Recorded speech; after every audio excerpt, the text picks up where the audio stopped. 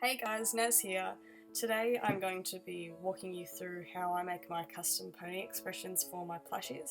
This can really be applied to uh, making vector art for any plush expression that you want to make, but I'll mostly be focusing on ponies because they're easiest and what most people want to know how to make. When I see these pictures, I usually save them to a reference folder that I can use for later inspiration. If I want to make a plush of a particular character and I don't have an expression in mind, I can come and have a look, or I would recommend just picking some good episodes that they're in where they make a lot of different expressions and just sifting through those episodes to find the expression that you're after. So what I've done is I've saved this vector, which is just a good side, generic side eye view, and I've brought that into Photoshop. So I've made this file here. So I've just got a large plain background with a neutral colour background so that you can see your whites when you're working with white. I've brought in my eye, scaled it up to fit the image, and what I've done is I've used the oval tool and I've just gone over and made ovals for the inner contents, the back and the inner contents of the eye. So these are all totally scalable.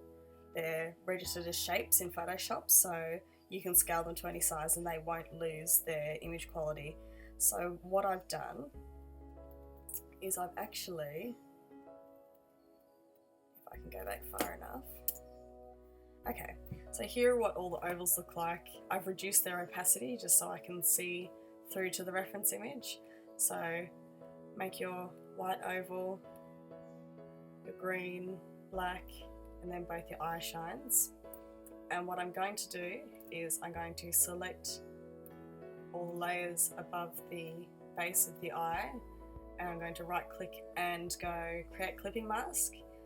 So I'm just going to make the opacity full for all of these. And you can see now that all these, the inner portions of the eye are constrained to inside the whites of that eye. So what we're going to do now is we're going to make a layer above the green of our eye, and we're going to put in the little eye shiny doobies.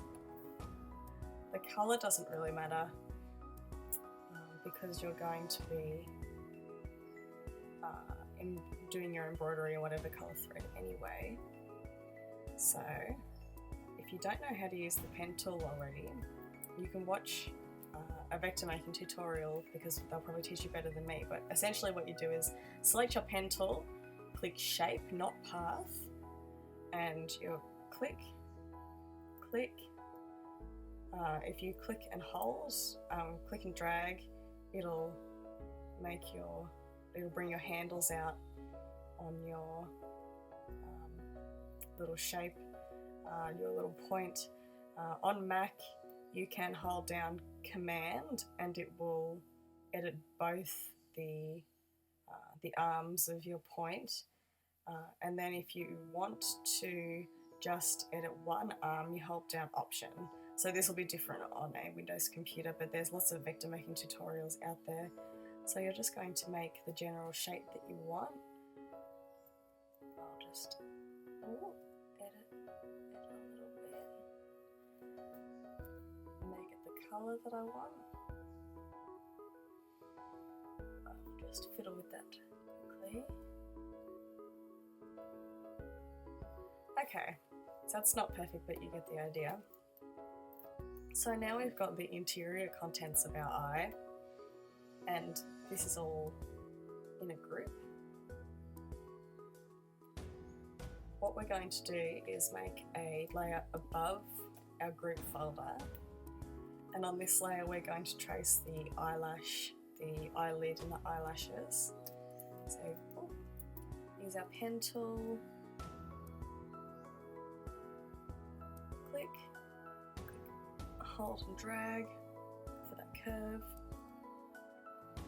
click, hold, drag, using command to manipulate the handles. Quick drag, option click to move that handle, click, drag.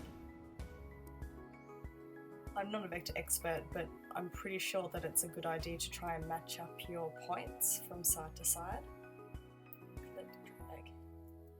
And you want to try and get your width fairly even throughout the whole vector, throughout the whole piece of the eyelid.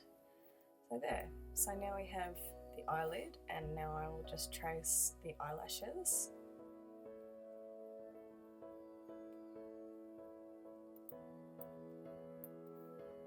And I'm just going to copy and paste these. Just manipulate them a little bit, which is easier than redrawing them. Okay, so now we have where's my group? Here.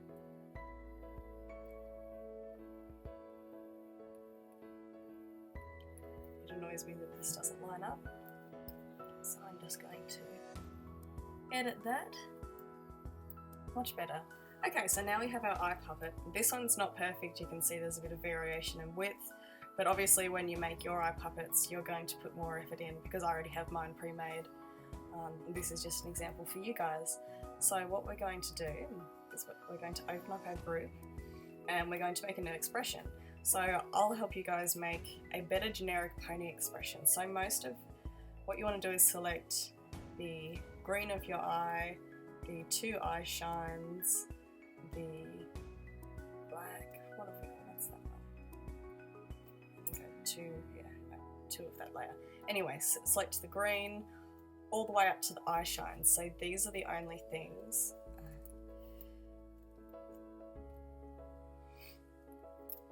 These are the only things that you're manipulating. So you've selected them and you've got your move tool. So most of your not so good vectors to use for pony plushie eyes are the ones that have the contents of the eye taking up almost the whole eye. These tend to look pretty beginnerish in my opinion.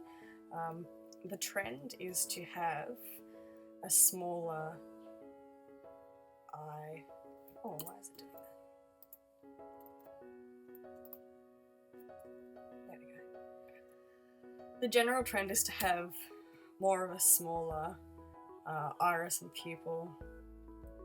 So I'm just going to drag the green to cover the bottom of that eye a little bit more.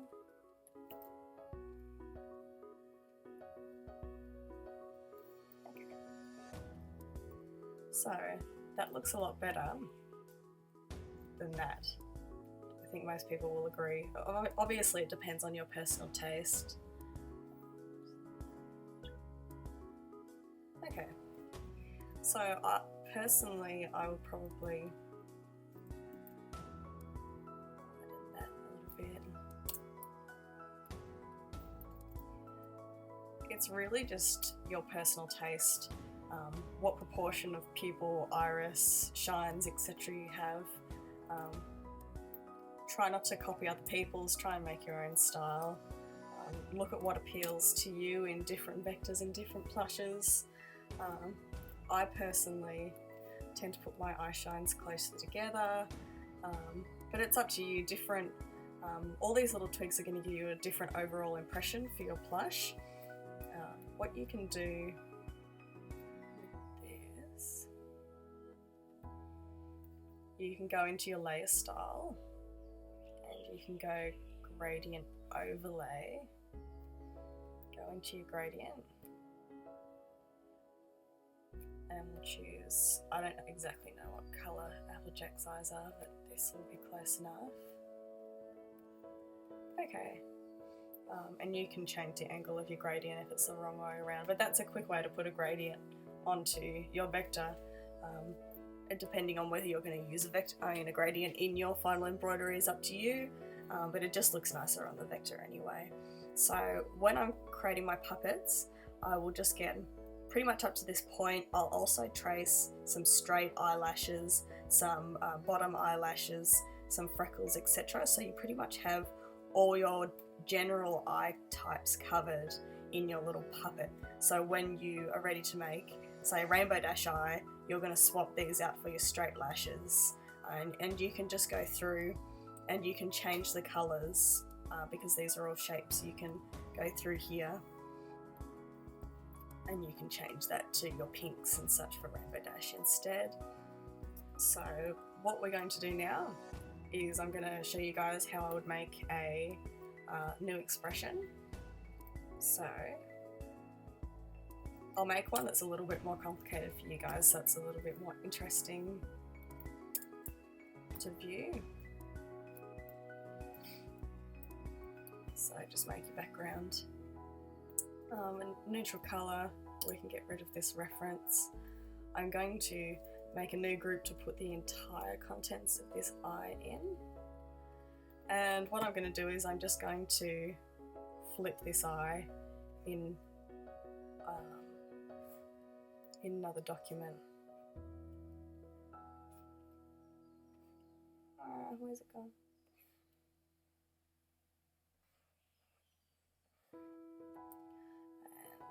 And that'll flip it perfectly. Yes. So now we have two matching eyes. The smaller iris and pupil also help with making your front view of your plushes look better, because if your contents of your eye are really big, your plushie just looks like they're kind of zoning out and staring into nowhere. But if they're smaller, it almost looks like they're looking more towards the front, especially when you look from the front view. So let's go through and find a reference image in our expressions that we want to imitate. So I'll quickly show you guys how to make this expression, which I've made before, and this one is a different eye for each side. So what we're going to do is we're going to copy, and I'll just make this font a little bit bigger. And we're just going to paste our expression in here. You can actually overlay your eye puppet over the expression and trace it that way, but I'll just show you guys how to very quickly sort of imitate the above eyes. So what we need to do is, first thing I notice on this eye is that the iris of the green part of the eye is bigger than what I've got here. So what I'm going to do is make that a little bit wider to copy that eye there. The black of the eye is also a little bit higher.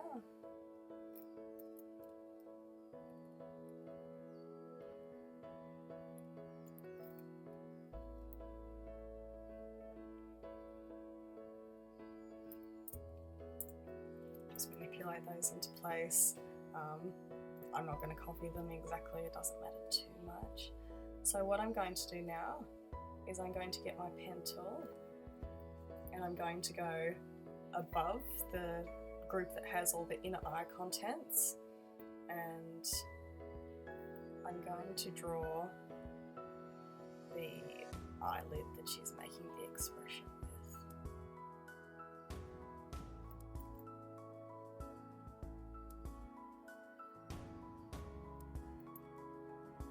So now we've got that there, and you can see that this is actually curving upwards, so I'll manipulate that.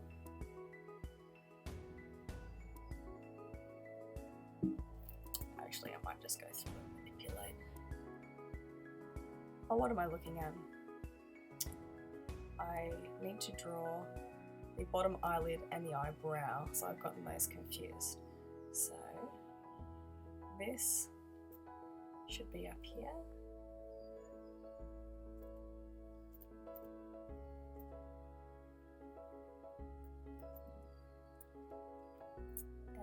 need a second eyelid. So that eyelid comes up and then down. And you're just going to be tweaking this until it looks good.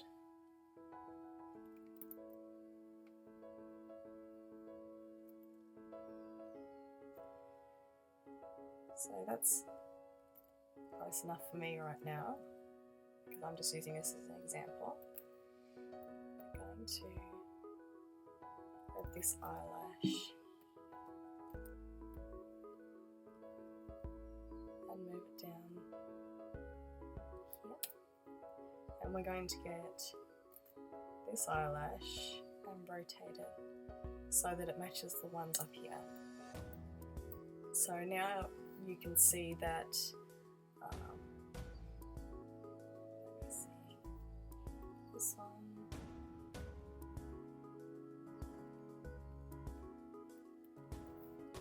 we can probably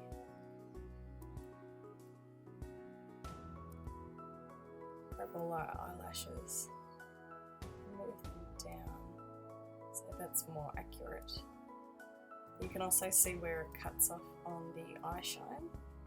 I'm not going to bother to neaten these up because I'll just do that when I edit it when I trace it in my embroidery software. So this needs to come down more. So you can see the width here and the width here. So now what we're going to do is we're going to go to the layer above the eye outline, and we're going to draw in the eyelid. The eyelid generally follows the shape of where the eye would be if the eye was fully open. So I usually just trace bam, bam, bam, bam. Because I'm lazy, I'm just going to take the background colour and use that to mask off the top of the eye. It'd help if it was the colour of the background.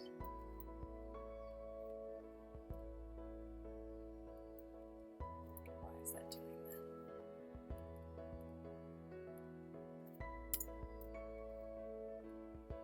that? Okay, now that we've got the right layer selected, that helps. So now we've pretty much copied this eye up here. So I'm just going to put this into speedy mode, and I'll just copy the other eye and you guys can watch what I do to copy the second one.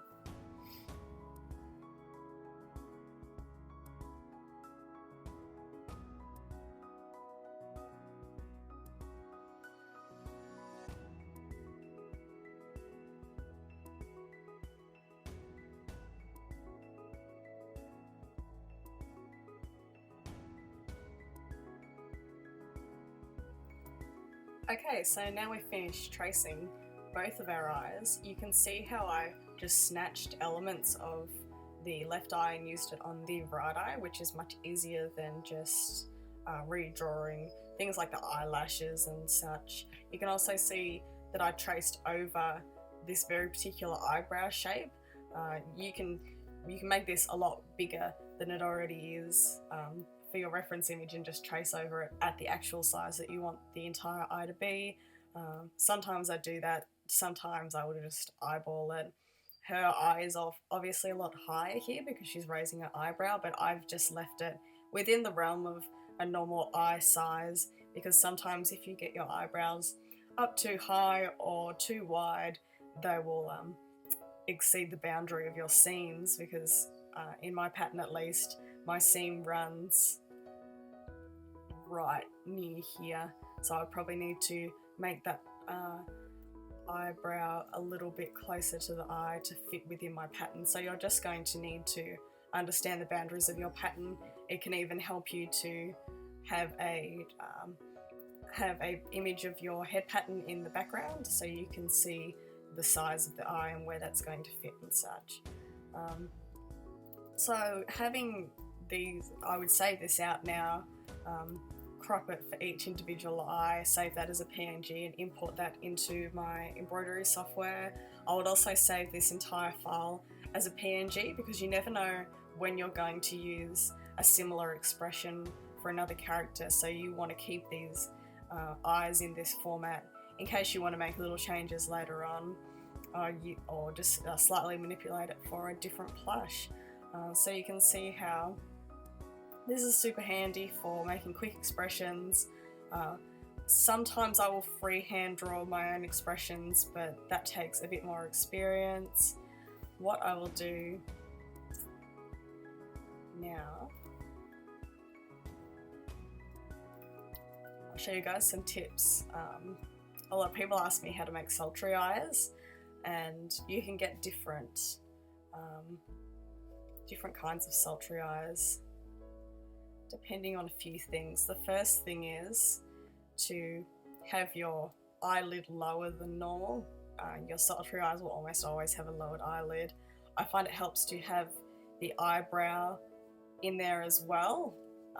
If you just have this sort of eyeshadow eyelid area, say it was just orange all the way up here, it kind of gives a bit of a bored expression, so adding that eyebrow in gives it a bit more personality.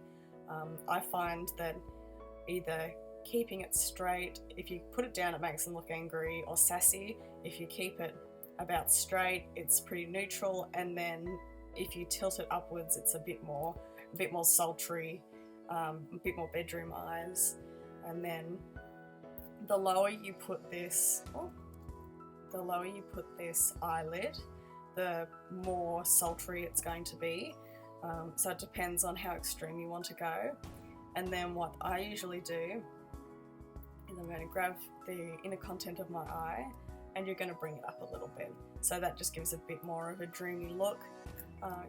As you create more of your own expressions and you reference more images, you'll pick up on little things like how to make better sultry eyes, how to make better worried or happy eyes and such. And it's just practice. So once you have your eye puppets vectorized, you can fiddle with them as much as you want. They're always going to stay as shapes in Photoshop, so they're not going to deteriorate when you play around with them. And the more detailed you make your puppets, the quicker it's going to be every time you make a new set of eyes. So you might want to make versions with your pointed eye down here for Twilight and Rarity, and you might want to make versions for princesses and stuff. But you can pretty easily manipulate these base puppets into the shapes that you want. So that's how I do it. So start saving reference pictures. Get your eye puppets done with a generic side eye view in generally that oval shape. So don't trace your puppet off anything other than a pure profile view. You don't want to use something where the eye's a bit skewed, because then your puppet isn't going to be correct for doing the embroidery on your plushie. So I hope that helps you guys. If you have any other ideas for videos on Patreon, please let me know and I'll make sure to record them for you. I hope this was helpful. If you have any questions, feel free to leave them in the comments and I'll do my best to answer. I'm sorry that I only can really do these tutorials in Photoshop. I don't really know how to vector in different programs, but I'm sure there's lots of tutorials out there, and if you learn the vectoring basics for your program, then this can really be applied in any program. This video is for my $5 patrons only, so if you are viewing this and you're not a patron, please let me know, because I put a lot of hours into editing these videos and I'd like to benefit from them and have people fairly view them through my Patreon. If you've increased your pledge to $5 to view this video, please keep it that way until the payments are processed at the end of the month. I can see when people are editing their pledges just to view a video and then they edit them back to $1, so please don't do that. I can tell when you're doing that, and I'd rather not have to deal with that stress. So I hope this tutorial helped you out, and good luck with making all your awesome custom expressions. Thanks guys.